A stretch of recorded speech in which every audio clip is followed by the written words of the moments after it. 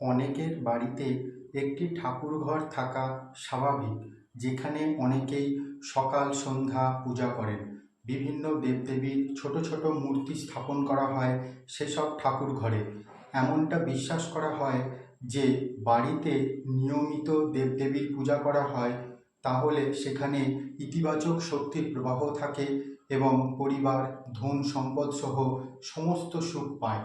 কিন্তু এমন কয়েকজন দেবতা রয়েছেন যাঁদের মূর্তি কখনোই বাড়ির ঠাকুর ঘরে স্থাপন করা উচিত নয়। এই ধরনের দেবদেবীদের শুধুমাত্র মন্দিরেই পূজা করা উচিত, তা না হলে জীবনে কষ্ট হতে পারে। আসুন দেখে নেওয়া যাক এই দেবদেবীরা কারা। প্রথমজন হলেন, বৈদিক শাস্ত্রে রাহুকে ছায়াগ্রহ বলা হয়েছে। শাস্ত্র অনুসারে তিনি ছিলেন একজন রাক্ষস, যিনি অমৃত পান করে অমর হয়েছিলেন। তাঁর অত্যাচারের অবসান ঘটানোর জন্য ভগবান বিষ্ণু যখন তাঁর ঘাড় কেটে দেন, তখন তা দুই ভাগে বিভক্ত হয়ে যায়। তার মাথাকে রাহু এবং ধরকে কেতু বলা হতো। রাহুর মূর্তি কখনোই বাড়ির মন্দিরে স্থাপন করা উচিত নয়। ঠিক এইভাবেই একই রকমভাবে কখনো কেতুর মূর্তিও বাড়িতে রাখা উচিত নয়। তাতে সংসারে অশান্তি হতে পারে।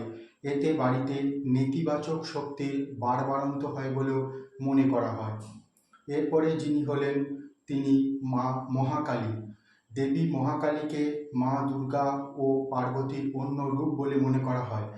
তিনি দুর্গার এক ভয়ঙ্কর রূপ, যিনি মন্দকে ধ্বংস করতে পৃথিবীতে এসেছিলেন। কথিত আছে যে বাড়িতে মহাকালীর মূর্তি স্থাপন করলে ঘরে নেতিবাচক শক্তি আসতে শুরু করে। এই অবস্থায় বেড়ে যায় ঘরোয়া কলহ ও মারামারির ঘটনা। তাই এড়িয়ে গেলেই ভালো হবে। এরপর যিনি হলেন, তিনি ভগবান নরসিংহ। শাস্ত্র অনুসারে ভগবান বিষ্ণু দুষ্ট হিরণ্যকশিপুকে বধ করার জন্য পৃথিবীতে ভগবান নরসিংহ রূপে অবতারণা করেছিলেন। তাঁর ঘাড় পর্যন্ত শরীর ছিল মানুষের মতো এবং মাথা ছিল সিংহের মতো। তাঁকে হত্যা করার পর তিনি হিরণ্যকশ্যপের রক্ত পান করেন। এই উগ্র অবতারের মূর্তি কখনোই বাড়িতে আনা উচিত নয়। এতে করে সংসারের উত্তেজনা বেড়ে যায়। এবং শেষতম যিনি হলেন, তিনি শনিদেব। শনিদেবকে ন্যায়ের দেবতা বলে মনে করা হয়। তিনি ব্যক্তির কর্ম অনুসারে উপযুক্ত ফলাফল দেন। এটা বিশ্বাস করা হয় যে যদিও শনিদেব কাউকে কষ্ট দেন না, কিন্তু কেউ যদি অন্যায় করে, তবে শনির নিষ্ঠুর দৃষ্টি তাকে ধ্বংস করে দিতে সময় নেন না। তাই জ্যোতিষশাস্ত্রে শনিদেবের মূর্তি ঘরে আনা নিষেধ।